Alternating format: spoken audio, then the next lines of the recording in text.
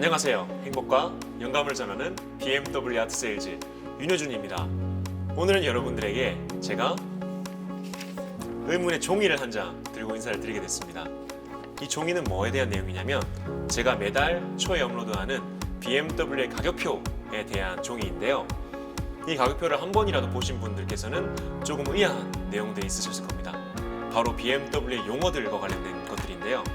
이번 시간에는 여러분들에게 이런 BMW만의 용어에 대해서 좀 속 시원하게 설명드릴 수 있는 시간을 갖도록 하겠습니다. 함께 가보시죠. 지금 자료 화면이 나가고 있습니다. 여러분 보이시나요? 130개가 넘는 BMW의 라인업들 전체를 지금 보고 계십니다.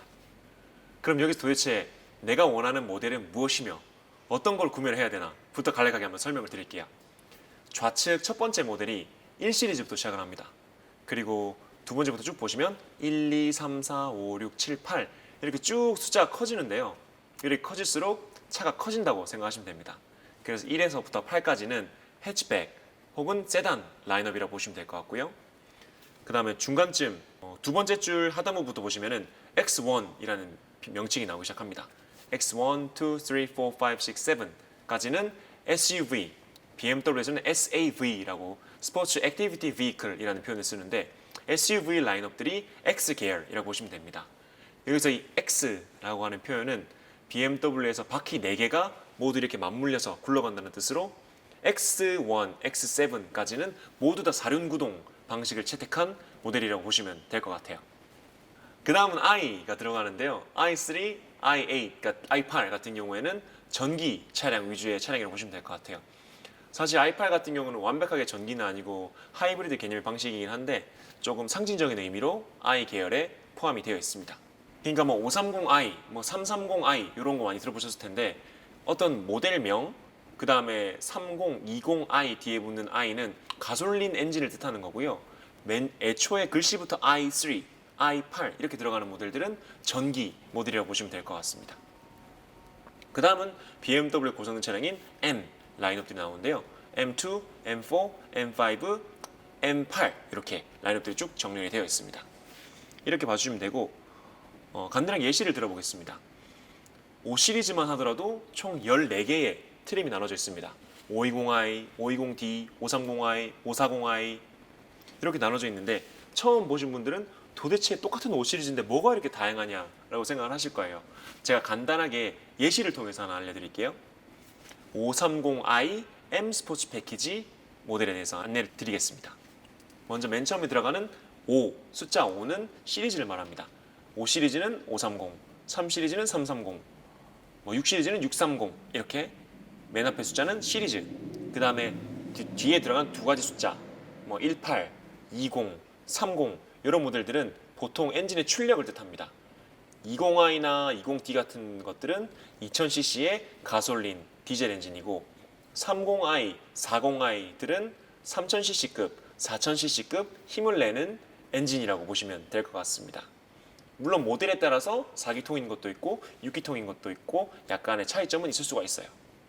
그 다음 앞서 말씀드렸던 것처럼 I, D 혹은 E까지 해서 I는 가솔린 모델, D는 디젤 모델, E는 플러그인 하이브리드 모델을 뜻하게 되는 거고요. 그 다음 이 뒤쪽으로 들어가는 M 스포츠 패키지 이 모델은 외관이 조금 더 스포티하게 적용되어 있는 스포츠형 모델이라고 보시면 될 것 같아요.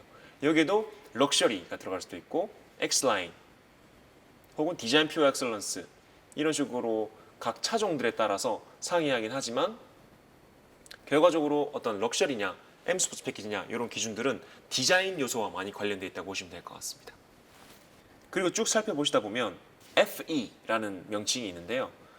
중간에 이 시리즈 220D 그랑 쿠페 M 스포츠 FE라고 되어 있는 거는 First Edition의 약자로 사용을 합니다.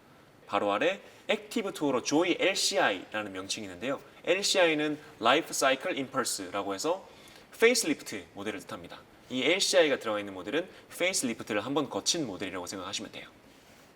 BMW는 통상적으로 3년 반에서 4년에 한 번 정도 페이스리프트를 거치고 추후 다시 3년 반에서 4년 뒤에는 완전 풀 체인지 모델을 선보이게 됩니다. 이번에 하나 두시면 좋을 것 같아요. TKG라고 표현해 놓은 것 같은 경우에는 무슨 패키지라고 해서 그 차 중에 특별하게 들어갈 수 있는 옵션이 들어가 있는 경우에 무슨 패키지라고 표현을 합니다.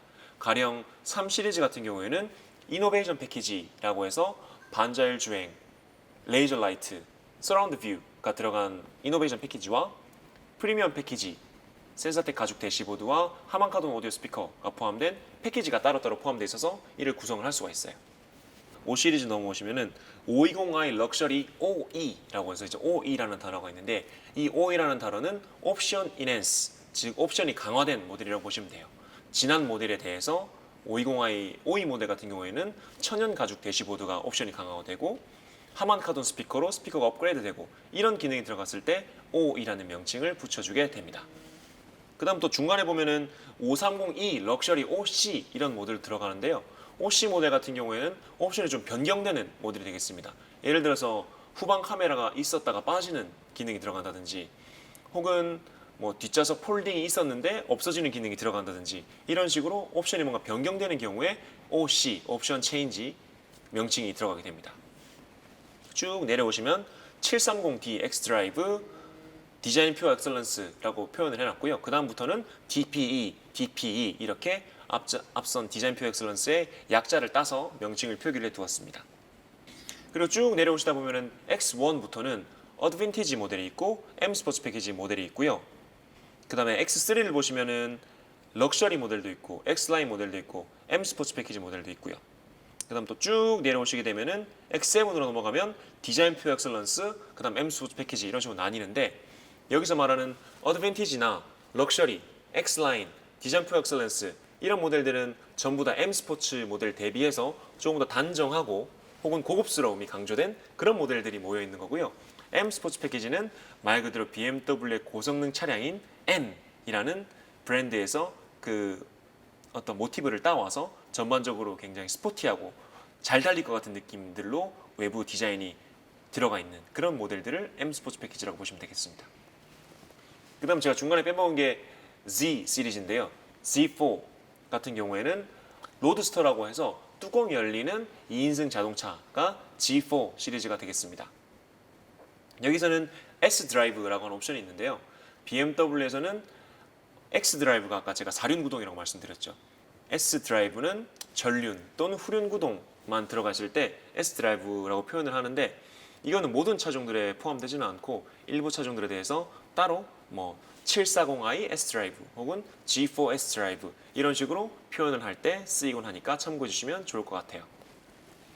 마지막으로 M 시리즈 중에서도 일반적으로 M5라고 표기되어 있는 게 있고 M4 컴페티션 이런 식으로 컴페티션 모델이 들어간 게 있는데 컴페티션 모델들은 일반적으로 일반적인 M 시리즈 모델들보다는 성능, 엔진 출력도 더 고사양으로 들어가고 외부의 디자인이라든지 이런 부분들도 조금 더 업그레이드된 어떻게 보면은 5 시리즈 기준으로는 OE 모델이라고 표현을 했었죠. 그런 것처럼 뭔가 강화된 그런 모델들을 M 시리즈에서는 컴페티션이라고 표현한다고 보시면 되겠습니다.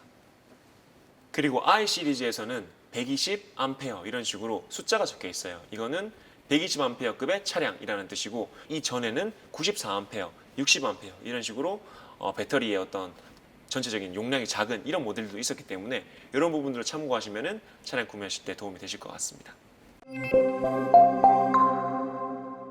지금까지 BMW의 기본적인 용어에 대해서 한번 설명을 드렸습니다. 가격표에 대한 용어에 대해서 설명을 드렸는데 도움이 되셨으면 좋겠고요.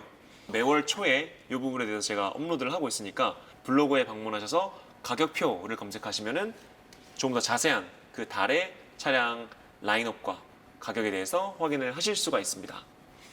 추가적으로 궁금하신 부분들은 댓글 남겨주시고요. 앞으로도 더욱더 유용한 BMW 소식으로 여러분께 찾아뵙겠습니다. 여러분의 구독과 좋아요는 항상 큰 힘이 됩니다.